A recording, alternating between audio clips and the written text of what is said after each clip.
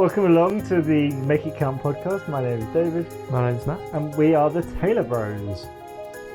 Coming with another episode from the living room. Coming at you live. No, we've done it again. It's great. So today, Terrible. we are talking about time. Probably some like one of those things we come back to over and over again. Yeah. I was reading a book, came across this poem, and then in the book I've just realised they missed off the first line of the poem. Ooh. So I'll read the whole thing. If you want to know the value of 1 year, just ask a student who failed a course. If you want to know the value of 1 month, ask a mother who gave birth to a premature baby. If you want to know the value of 1 hour, ask the lovers waiting to meet. If you want to know the value of 1 minute, ask the person who just missed the bus. If you want to know the value of 1 second, ask the person who just escaped a car accident. And if you want to know the value of a millisecond, ask the athlete who won a silver medal in the Olympics. Wow. And that's Mark Levy, I think. Mark Levy. Might actually be a translation from a French thing. Ah. But yeah, so interesting. Talking about the value of time and these different amounts of time. Now, time we know is kind of continuous, so but we sort of quantify it. But it's easy to fall into some lies around what the value of time is, especially when we're younger. You think, hey, I've got my whole life ahead of me. I can do whatever I want. Like, time is mine. The future is mine to take, sort of thing. Yeah. And this helps us remind us that potentially there's a different value on different amounts of time, maybe. Where did you come across this poem? So I was reading it in a book. Maybe at some point we'll talk about it. See if I can get the title right. If you forget everything, remember this. And then the subtitle is How to Build a Great Marriage. So the context of this chapter was all about time, and especially around that great illusion of time, which is, oh, we're busy now, but there'll be a time in the future where I'll have more time to prioritize my marriage in this situation, or you know, to make more time for us. And just saying, actually, there is no better tomorrow. The way you live your life now, actually, it's more indicative of how you're likely to live your future tomorrow. But also, you have to make time for your priority in that season. You can't be too busy to do it now. Yep, I like that. It kind of chimes not in the context of marriage, but something that I've come to believe in my own sort of little mantras for life is that definite thing of, if I keep putting this off till tomorrow, I don't value it today, because tomorrow never actually comes. So if I want to do something, I should do it today. And of course, that's not always the case. Like, for example, you're planning a holiday or something. It doesn't mean just go on holiday today, but actually put things in process today if I really value it. So I thought Donald Miller once did a thing about time, which was quite interesting. He said, sometimes I'll get booked for a speaking event a year away. And I think, oh yeah, I'll have time in a year to do this. But he said, the thing that helps me is if I had to do this in 2 weeks' time, would I have time? Yeah.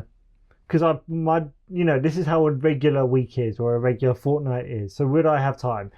If no, then I probably can't do it in a year either, without making some substantial changes. And so that was an interesting reflection. It's easy to say things a long way away. Yes, I'll do this, but actually, that is interesting. I suppose. I mean, maybe the caveat to that would be like, if, for example, you couldn't do it within the next 2 weeks because you have other speaking engagements, but it could fit in one of those slots. That's different than like, oh no, I always do something else on a Thursday, therefore I would never want to do that. Well, that's different. Yeah. Yeah, and you're thinking about those priorities. I like the poem. It's a good poem. What stood out to you about it? It was an interesting way of thinking about like the value. Like the one that strikes, obviously, is that last one, like the value of a millisecond. Ask the person who got silver, and obviously you're thinking probably a sprint race in that regard. You're talking about milliseconds. And the question that kind of came to mind when I first read the poem was, I wonder how much time went into that millisecond, if you get what I mean. Like the time, or what were the differences between the person that came first and second? chances are they're both training loads. I mean, sometimes it is just an element of you turned up on the day and there was something that was just right about that. And obviously, any peak, that's the nature of the Olympics. You've got to try and peak during that short 2-week season, but that millisecond signifies so much more than just snap and it's gone. And gold and silver, it's both. It signifies so much of what has already gone past, but also potentially signifies a changing out from the future, like a forking off. And I suppose the thing that's interesting about it is that context matters, right? So that second one, you want to know the value of a month.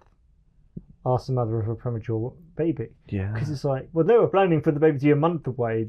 They weren't ready yet. Yeah. No, but now they're in it. And also the baby is going to be probably needing a lot of extra care because of that. Yeah. Whereas, you're thinking, what am I going to do in a month? Well, the next month will probably look like a fairly regular similar week, to fairly my normal. Yeah, It's so interesting. And so for us, a month is nothing. But for some people, in that moment, that month can be everything. And we know life can happen in a month. But that's like a really good example. And you think, well, I don't want to waste that month. Like that could be every month has the potential to be significant in some way. Yeah. Wow. Interesting. Yeah, and I've just come back from a bit of a trip around Europe doing some interrailing. My first time doing interrailing. Mm-hmm. For those not in Europe, basically you can buy a ticket that gets you sort of travel passes around Europe, and you go on trains and you travel around.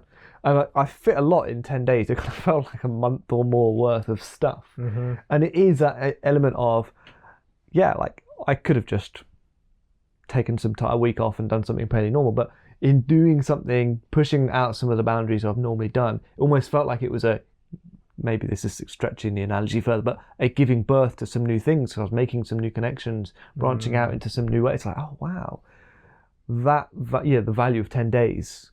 Yeah, I think when you it's interesting when we listen to maybe people's stories of lives that we look up to.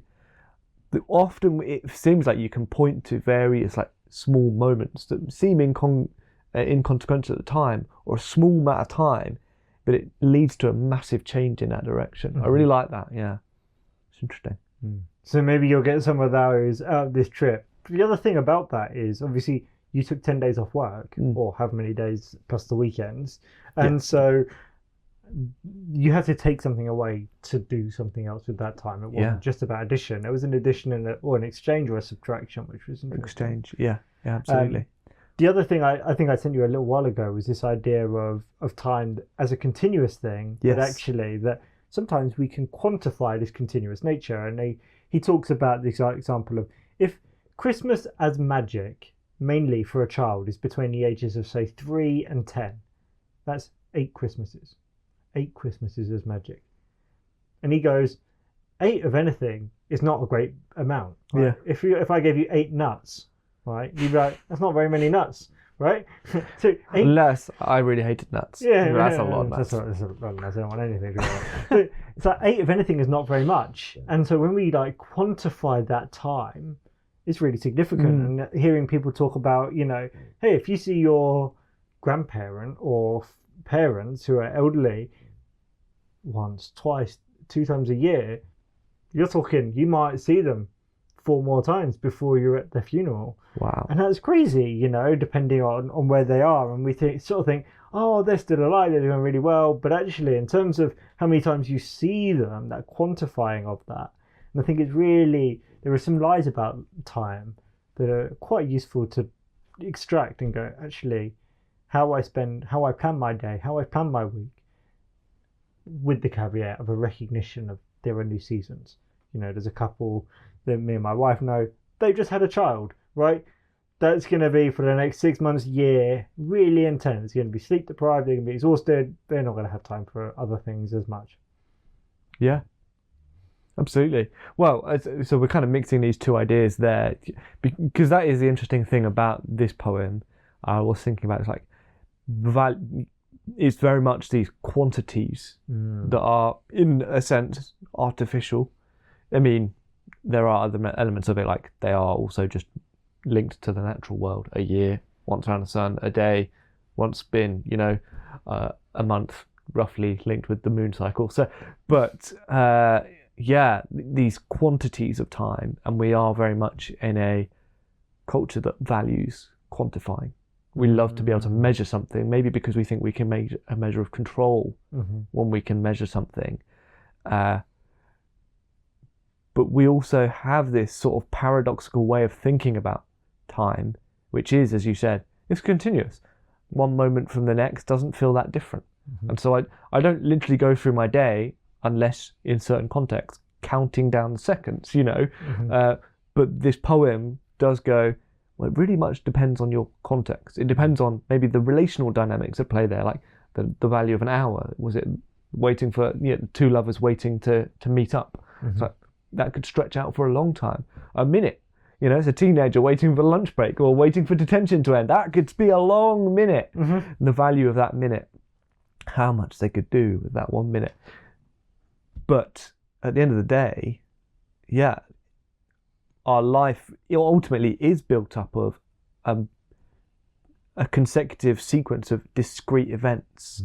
And so, it's continuous in as much as it just one looks the same as the next. But if I'm intentional with going, I really want to be here in this moment, and I'm going to recognize that there will come a time when I don't have another one of those, I think that does lend to I'm more likely to invest better in this moment than if I just think there's an endless supply of these moments, and so each one doesn't really matter. Yeah, and I think that's the key word. Is that value? You want to know the value?